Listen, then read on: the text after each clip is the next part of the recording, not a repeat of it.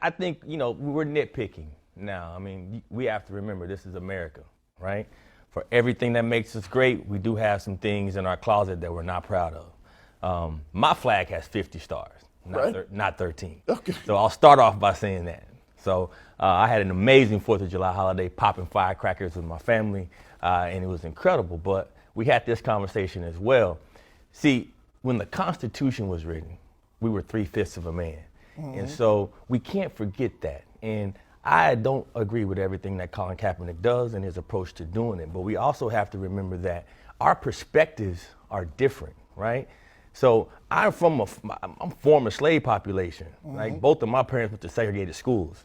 And so I can touch it and feel it, and I see the effects of slavery, right? I don't necessarily want Colin Kaepernick being my voice. And we mentioned Barack Obama. Yeah, Barack Obama had the same flag in the back of his inaugural address.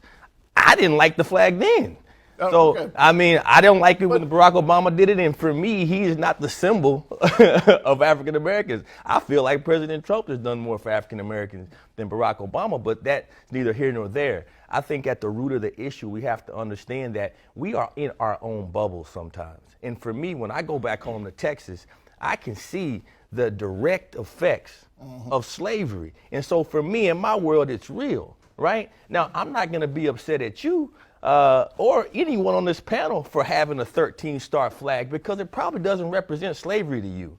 But for some people, it does. I can go drive right now in Central Florida. I live in Florida. I can go drive through Central Florida. I'm going to see Confederate flags flying proudly for some folks, right?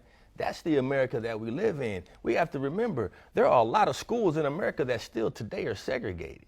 And so I like the fact that we have these conversations. What I don't like is to accuse people of being racist just because they fly a Betsy Ross flag. If that doesn't symbolize racism to them, then we shouldn't accuse folks of that, right? I think what we have to get to a point in this nation is where we celebrate that 50-star flag first. And we all come together behind that flag, because all the things and all the men and women who have died and all the trials and tribulations that we've gone through to get to the point where we have that 50-star flag, that's what we should be celebrating.